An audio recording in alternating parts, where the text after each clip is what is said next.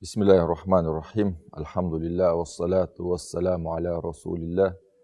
Жаратқан Алла Таалаға чексіз шүгірлер болсын. Сүйікті пайғамбарымыз Мұхаммад Мұстафа саллаллаху алейхи вассаламға Алла Тааланың саламы жана салаваттар болсын.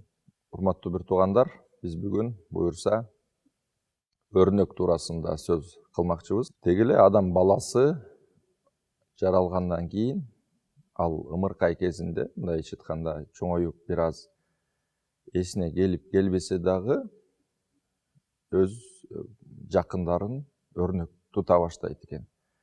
Тагыраагы, мисалы, кичинекей ымыркай балаңыз там-тум басып аткан, ошол атасынын кылган кыймыл аракеттерин туурагысы келет. Ошол эле учурда кичинекей кыз дагы өзүнүн апасын баягы кыймыл аракеттерин, эмне кылгандарын туурап, артынан ошо апасындай болгусу келет. Бул Кудай Тааланын ар бир инсанга берген, мындай салган бир табияты, жаратылышы десек жаңылышпаймын. Адам баласынын жүрүм турумуна таасир эте турган эң чоң бир факторлордун бири бул өрнөк. Бул адам баласынын баягы жаш чагынан баштап чоңойгонго чейин адамдар өрнөк тутат экен. Бул баягы кичинекей кезинде жанакында ата энесин неметет, туурайт. Ал эми чоңоюп калганда, баягы акыл эске кирип калганда, адамдар чоңураак адамдарды, баатырларды, таасирдүү, мисалы үчүн спорт жылдыздарын жана башка адамдарды өрнөк тутуп, ошондой болгусу келет. Алардын кыймыл аракеттерин туурайт, жада калса алардын ошол прическа дейбиз, кийим кече кийгендеринен баштап туурайт. Бул табиатта бар нерсе экен. Бирок биздин айта турган нерсебиз, мусулман катары ар бир мусулман баласы кимди өрнөк тутуусу керек, ким ага өрнөк болуусу керек.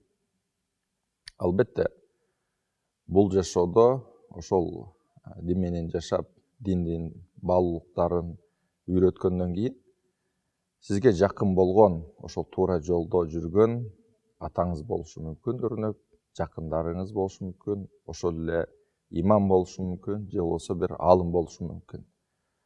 Андан да жогору биз бара турган болсок, албетте бул биздин сүйүктүү пайгамбарыбыз Мухаммад Мустафа саллаллаху алейхи вассалам. Ал биздин бардык жашообузга өрнөк боло алат. Биз буюрса пайгамбарлар туурасында дагы сөз кылмакчыбыз. Мисалы, кээ бир улуттар, кээ бир мамлекеттер, кээ бир өлкөлөр ошол балдары, ошол өсүп келаткан муун бир тарбияда өссүн, адеп аклагытарына бир таасир этсин деп, кыялдан чыгарылган баатырларды өздөрүнүн ошол адабиятына, китептерине киргизип жазышат экен. Ал эми бизде болсо, Кудайга шүгүр, мусулман коомчулугунда ар бир кылымда, ар бир муунда, ар бир жашта бизде өрнөк болгон адамдар толтура. Биз андай жасалма, токулган бир өрнөктөргө муктаж эмеспиз. Кудайга шүгүр, бизге жетишерлик. Эң чоң бир тарыхыбыздагы бир өрнөктү айта турган болсок, бул Курани Каримде дагы эскертилет, бул Нух пайгамбардын өрнөгү. Нух пайгамбар кандай бизге бир өрнөк калтырган. Алла Таала Курани Каримде мындай деп айтат: Нух пайгамбардын ошол кайрылуусу бул: "Ва инни куллама даутухум لتغفر لهم جعلوا أصابعهم في آذانهم واستغشوا ثيابهم وأصروا واستكبروا استكبارا. Нух пайғамбар қайрылып жатады Алла Тағалаға. Мен аларды ошол элин, коомун Кудай Таала силерди кечирсин деп мен чакырган сайын, алар эмне кылышты? Алар манжаларын, бармактарын кулактарына салып, кийимдерин баштарына жабышты. Алар ушундай көкпеттен ишти дагы, алар текебирден ишти деп айтып атат. Барыбызга маалым, Нух пайгамбар Алла Таалага көп өмүр берген. Ошонун 950 жылын ушул адамдарды туура жолго үндөө менен, багыттоо менен алек болгон. Бул жерде Нух пайгамбардын ошончолук баягы аракет кылгандарын көрсөтүп жатат да. Бул ошончолук ал пайгамбар Алла Тааланын милдетин жеткирүүдө бизге өрнөк. Ошондой эле бизге ал эмнесинде өрнөк? Ошондо бир чыдамкайлыгында өрнөк. 950 жыл элестетсеңиз, 950 жыл тынбай. Бул жерде дагы аяттарда келет, күнү түнү дагы, ачык дагы, жашыруун дагы мен ошол элди үндөдүм, чакырдым деп айтат да. Демек ошол Нух пайгамбардын бүт жашоосу тынбастан баягы үгүт насаат, ошол туура жолго чакыруу болгон, ошондогу бир сабырдуулук жашоодогу. Бул кандайдыр бир кызмат эмес. Мисалы үчүн 1 саат кылып койдум дагы, калган убакта мен башка иштер менен алектендим эмес. Бирок бул Нух пайгамбардын жашоосу бизге канчалык ал пайгамбардын ошол Кудай Тааланын буйруктарын, милдеттерин жеткирүүдө ушунчалык талыкпастан эмгек кылгандыгы туурасында айтылат да.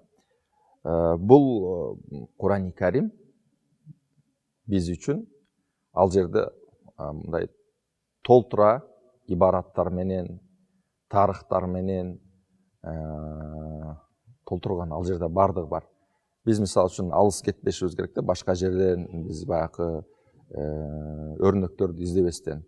Бул жерде Алла Таала ошо Курани Каримде көп жерде айтат да, ошол акыл эстүүлөр, акылмандар, ой жүгүрткөндөр ошондон ибарат албайбы, ой жүгүртпөйбү деп көп нерселер айтылат. Себеби биз ошо Курани Каримди карап, биз баягы түзөлөбүз да бул жашоодо. Ошондуктан ар бир пайгамбар биз үчүн өрнөк. Биз мындай ошо тарыхтарды, мындай баягы ар бир пайгамбардын ошол элине болгон баягы эмгегин биз бул жерден өзүбүздү мындай карап, ошол жерде салыштырып, биз ибарат алабыз дагы, өзүбүздү биз кандайдыр бир кылып аткан иштерибиз, эмгектерибиз үчүн биз өзүбүздү кандай бир кичине адам катары дагы сезип калабыз. Бул ачык айкын болгон нерсе. Мисалы үчүн өзүбүздүн ошол пайгамбарыбыз туурасында токтоло турган болсок, пайгамбарыбыз туурасында Алла Таала Курани Каримде мындай деп айтат: "Лакад кана лакум фи расулиллахи усватун хасанатун лиман кана ярджуллаха вал яумал ахир ва закараллаха касира." Алла Таала Курани Каримде айтып жатат: албетте силер үчүн Алланын элчисинде, бул жерде ошо Мухаммад пайгамбарыбыз туурасында эң жакшы өрнөктөр бар. Ким үчүн ошол өрнөктөр? Бул Алла Тааланы жана акыретти үмүт эткен адамдар үчүн, жана Алла Тааланы көп эстеген адамдар үчүн жакшы өрнөктөр бар. Биздин сүйүктүү пайгамбарыбыз, ага Алланын саламы жана салаваттары болсун, бардык жашоосу биз үчүн мусулмандарга өрнөк. Бул пайгамбарыбыз ошол үй бүлөсүндө кандай ата болгон. Пайгамбарыбыздын жашоосу бардык жагынан бизге үлгү десек болот. Пайгамбарыбыз мисалы үчүн ошол мамлекетти, коомду кантип башкарган, үй бүлөдө кандай болгон, үй бүлөнү кантип башкарган, балдарына кандай тарбия берген, сахабаларга кандай мамиле кылган. Бул жерде эч бир баягы маселе да калган эмес. Бардыгын сүйүктүү пайгамбарыбыз көрсөтүп кеткен. Бул жерде бул аяттын түшүүсү алымдарыбыз айтат, бул Хандак урушунда түшкөн дейт да. Ошол жерде пайгамбарыбыздын дагы бир бизге көрсөткөн бир өрнөгү, бул пайгамбарыбыз курсагы ач болсо дагы ошол айнгекти казууда сахабалар менен бирге иштеген. Бирге чогуу ошол эмгектенип казышкан. Курсагы ачып жатса дагы, ачка болсо дагы ошол курсагына ташты байлап, ошол керкилерди алып, ошол айнгекти казышканда ошол учурда түшкөн деп ошол тафсир алымдары, ушу Куранды чечмелеген алымдар айтышат. Ошондуктан бул жерде дагы өтө маанилүү. Ошондой эле биз мисалы үчүн ушу Курани Каримди окуп, бул жерден ибрат алып, өрнөк кылып жатканыбызда көп сүрөлөрдө көп пайгамбарлар келет. Ошондой эле биз мисалы үчүн Ибрахим пайгамбарга дагы токтолсок болот. Анын бизге кандай жагынан өрнөк болгону. Мисалы үчүн Алла Таала Курани Каримде мындай деген аят бар. Я юхаллазина аману ла таттахиду адуви ва адуввакум аулия. Бул аяттын мааниси, мисалы үчүн биз ошо Курани Карим бизге өрнөктөрдүн бардыгын көрсөтөт деп жатабыз. Ошол жерде өрнөктөрдө биз алчу нерсе, биз Кудай Таала жакшы көргөн нерсени жакшы көрүп, Кудай Таала жек көргөн нерсени жек көрүүбүз. Бул биздин баягы негизги имандын бир негизинен десем жаңылышпаймын. Бул жерде Алла Таала эмне деп жатат? О иман келтиргендер, силер мени жана силердин душманыңарды жакын дос катары кабыл албагыла деп жатат.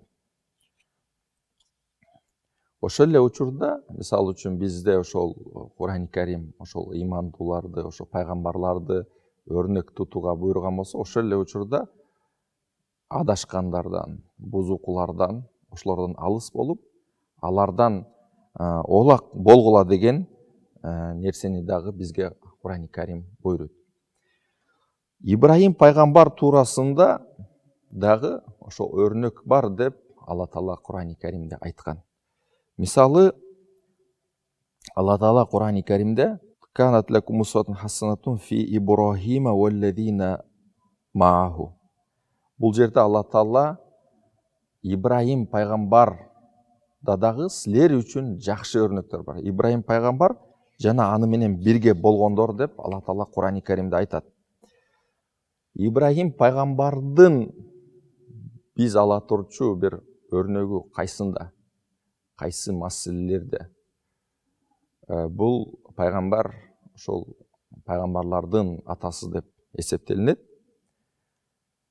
Баарыбызга белгилүү, ошо Кудай Тааланын ошол буйруктарын аткарууда, Кудай Таалаган жалгыз Аллага ибадат кылууга чакырган чоң бир өрнөктөрү бар. Аны үчүн ошол Курани Каримде мисалы үчүн окуяларын кандай болгон, коому менен болгон баягы аңгемесин Курани Каримден биз карап окусак болот. Канчалык ал пайгамбар ошол элин туура жолдоого канчалык аракет кылган.